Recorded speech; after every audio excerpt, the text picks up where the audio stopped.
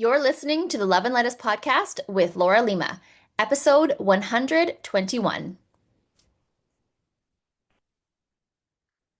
I want to talk more about my number one weight loss mindset because I talked about that last week. So if you didn't catch episode 120, go back to that one because I really dug into what my main weight loss mindset is and how it can work for you too. How it works for me, how it works for my clients and students, and how it can work for you too.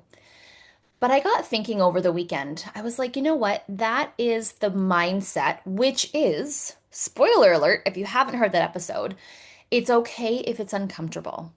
Weight loss, the journey to lose the amount of weight that you want to lose, is going to be uncomfortable at times.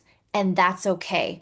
It is the embracing of the discomfort that will allow us to get to our goal, period, and to get to our goal in a timely manner. The sooner that we realize that to be uncomfortable is actually okay, we can do hard things. It's not actually that bad. It's just uncomfortable. So when you have a craving, it's uncomfortable. Yes, it's uncomfortable to say no to that chocolate cake that you normally would say yes to. That's uncomfortable, but you can get through that. And getting through that discomfort now, those 20 minutes or however long of discomfort, is going to lead to so much comfort in the long run because you're going to start to lose weight. You're going to reach your weight loss goal eventually. And all along the way, you'll be losing weight and thinking, oh my gosh, these pants fit me again. I'm actually able to do up the zipper and I wasn't able to get that up before. That feels so good. So that is so comfortable. You're going to feel that all the way through as long as you're willing to sit with the discomfort now and for that to be okay. That is my number one weight loss mindset. That shift of not everything in life has to be comfortable. We don't always have to reward our desires by eating the cake. We had a desire to eat the cake. We had a desire to feel pleasure right now, satisfaction right now. Eating that cake will get me there. Well, we don't have to give in to that desire. That is okay. That's uncomfortable and that's okay. I can sit with that discomfort. I can do hard things. That is a hard thing. I can do that because the more often I do that, the closer I am to getting to my goal. So I wanted to, this week in this episode, to get more into that. Like, okay, that's great. So I understand the mindset, Laura. So the next time I have a craving for that chocolate cake, what do I do? Oh my gosh. Well, what I really thought about is it's not exactly what to do as much as what to think and what to remind yourself of. And what you can remind yourself of in the moment is that I am not out of control. So even if, let's say, you had a binge, let's say you gave in to that craving, and not only did you have the chocolate cake, but you also had the salt and vinegar chips that are in the pantry. And not only did you have the salt and vinegar chips in the pantry, you had the entire bag. And then you finished your kids' bag of peanut M&Ms. And then. So you're on the end point of this binge, and we've all been there. We get it. We understand each other. What do I do in the moment? So either I'm doing this in the moment of I just had the binge or I'm just finishing it. What do I think or do now? Or I'm looking at that chocolate cake and saying, I forget why I'm not doing that again. Why am I avoiding this? So in either scenario, this is what can really work for you. I have found it helpful for me is to remind myself that I am in control. So even if I had that binge and I felt very out of control, I'm actually in control. I just let my lower brain take over. Remind yourself that there are two parts of your brain. You have a lower primitive primal part of your brain. It is a survival brain. It only wants us to be safe and to stay alive and to feel the most comfort that we can feel and to expend the littlest energy possible, the least amount of energy possible. That is all our lower brain wants. And it's like a toddler in that it wants the chocolate right now. And it will do nothing else until it gets the chocolate. Just give me the chocolate. There's no problem. We don't think about in 20 minutes when we're done the chocolates and how we're going to feel. We don't think about being proud of our choices. We're not thinking about next week when we want to have lost that 1 pound, that one more or 2 more pounds. We're not thinking about 6 months from now when we want to get to our weight loss goal. Our lower brain, our toddler brain, has no care other than feeling good and being safe. So, feeling good right now would be eating that chocolate cake. Oh my gosh, would that feel so good? And then, yes, like give me the chips. Please give me the peanut M&Ms. This is all your lower brain talking. That is the part of us that has that desire. And when we go on a binge, we are simply listening to our lower brain. So we're not out of control. We're just listening to the wrong part of our brain. But guess what? The reason that we actually are still in control is because we have this other part called our prefrontal cortex. This is our higher brain.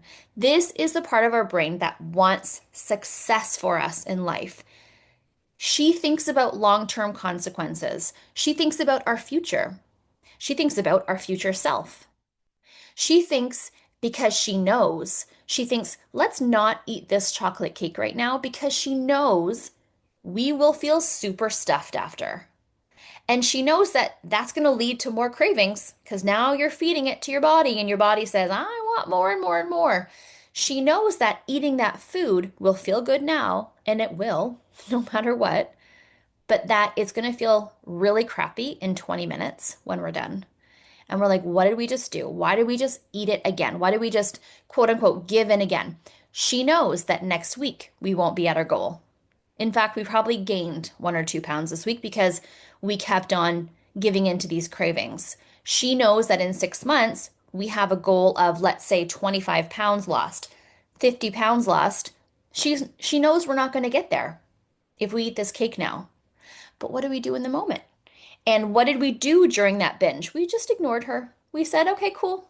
I know that, but I'm just going to eat anyways. We allowed our lower brain to take over. So, what we need to do, either right before a binge could happen to stop ourselves from doing it, or right after the binge happened, is we have to realize, just have a moment of realization. Sit back, literally sit back, or just stand there. You're looking at the cupboard right now. Stand there and say, this is, or that was my lower brain. That's it. Now I will use my higher brain to move forward from here. Whether that means feeling the craving, because we don't want to resist it, feeling the craving without eating the food, or it means, okay, I just had this binge. Now I'm going to be present. I know what happened. I'm not going to feel guilt or shame. That's fine that I did that. I am figuring out why I did that. Maybe I had some feelings that I didn't want to feel, so I wanted to feel good instead. So I kind of pushed away those feelings by eating that food. Or I simply had the craving because I looked at the food and I wanted to eat it, and that was it. And I ate the food. Now we move forward. So either way, we're using our prefrontal cortex, the highest part of our brain, to say, what do we want to really do in this moment, whether it's before or after the binge, to move us forward? What is our next step? Use your higher brain to figure out your next step. So, number one, realize that is my lower brain talking, and I can actually choose to say, I hear you, lower brain, but we're not going to eat the cookie. Just like you would talk to your toddler. I hear you, Ben. He's my 3-year-old. I hear you, Ben, but we're not going to have a lollipop for breakfast. I hear you. And he can scream all he wants if he's going to scream that day about it. He can cry. He can ask why. Why? A million times because he's 3. He can do any of those things. I know I am not going to give in to that desire for a lollipop for him. I know I'm never going to say no to, whoa, back it up. I know I'm never going to say yes to that lollipop request, but I can sit with him. I'm not like resisting, like, don't say it anymore. Stop asking. Oh my gosh, I can just let him have that. Like you're letting your lower brain have that craving. It's fine. I'm being the mom is the higher brain in this case. The mom to Ben. I'm saying, noted. I know you want a lollipop for breakfast. I hear you. It's okay that you want that, and you're not going to get it. That is my higher brain talking to my lower brain. Noted. I know that you want that chocolate cake right now, followed by salt and vinegar chips, followed by peanut M&Ms. I understand, and we're not going to do that right now. Instead, we're going to do this because we're thinking about our ultimate goal of weight loss. And if I want to lose weight, I don't want to eat those foods. Period. If I want to lose weight, I don't want to eat those foods because those foods are going to cause me to gain weight or at least not to lose weight. They're going to cause me to get into fat storage mode. I got to be in fat burning mode in order to lose weight, of course. They're going to make me also feel really full, really like heavy, literally and figuratively. It's going to be hard to eat my next meal that is, I plan to have a healthy meal. It's going to be harder to do that if I've just eaten this food, especially if I've just had this big binge. I can do it. I can do hard things. Side note, but that's going to be hard. If I just don't eat this food now, that's even better. We are listening to our prefrontal cortex and understanding. So the first one is the understand. We're being very understanding with ourselves and we're realizing that is all my lower brain. And step two is okay, let's use our higher brain to now move forward to understand what we just did or what we really want to do right now because we just want to eat the cake. And we're going to use our higher brain to make a better choice to say, okay, what's next? And even though this is where the discomfort also comes in, just like I talked about last week in episode 120, it's like, okay, that feels uncomfortable. My higher brain's talking. It feels really uncomfortable though, because I just want to eat the cake. I just want to eat the cake. Who cares? That is your lower brain. I just want you to know that. We can do hard things. We can sit in this discomfort. So they really go hand in hand. It's like listen to that episode and then listen to this one. They go hand in hand. And I'm so glad I really got digging deep into my brain this weekend and I was like, okay, but what happens? Like, yes, we can do hard things.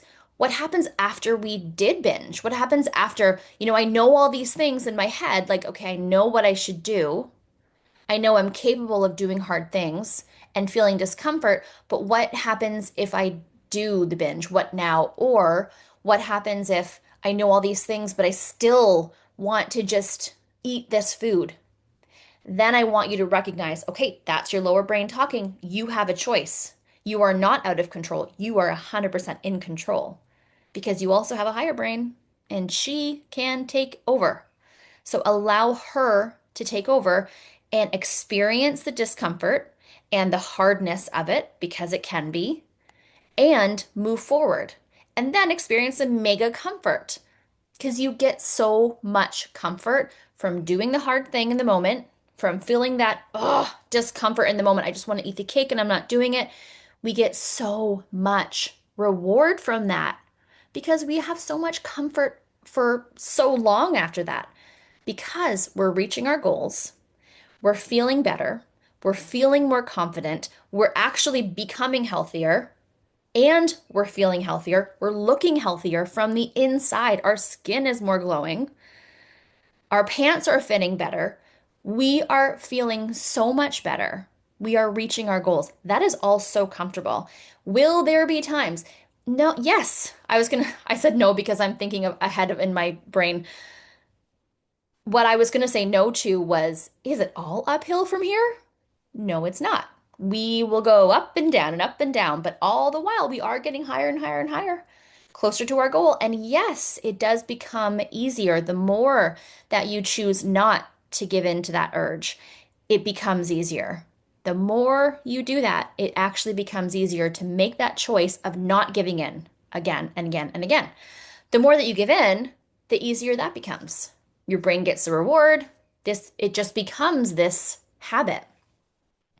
Just like it can become a bad habit, we can instill a good habit by constantly and consistently choosing not to give in to the urge, choosing to sit with the discomfort, realize it's our lower brain, use our higher brain to say, okay, what's next?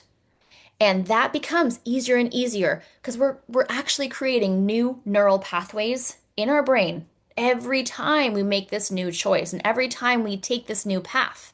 We are creating that new pathway.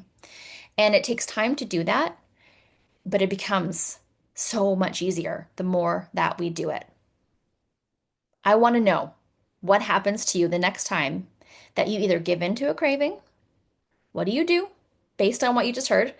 Or the next time you have the craving and you decide not to give in, you allow it to be there. You're not resisting it, pushing it away. You're not trying to put your hand over your toddler's mouth and say, "Stop saying that, stop asking." You're just letting him be there, letting her do her thing, and you're just letting it be there until it goes away, because it does. Eventually, your toddler stops asking. It realizes, oh, I'm not going to get that reward from asking, so I guess I'll just stop asking. It takes a while, and yes, toddler may ask again. But this is our brain, same thing as our lower brain. It gets weaker and weaker and weaker, and easier and easier and easier to say, noted, but we're not going to do that. We're going to do this. So I actually want to know, what do you do next time you have a craving? Please tell me. I'm easiest to reach on Instagram. Just DM me. I read all of them. I respond to them at Laura Ann Lima, LauraAnnLima. Love to hear it. I want to know what you do. And I will talk to you next week. Have an amazing week. Bye, Mama.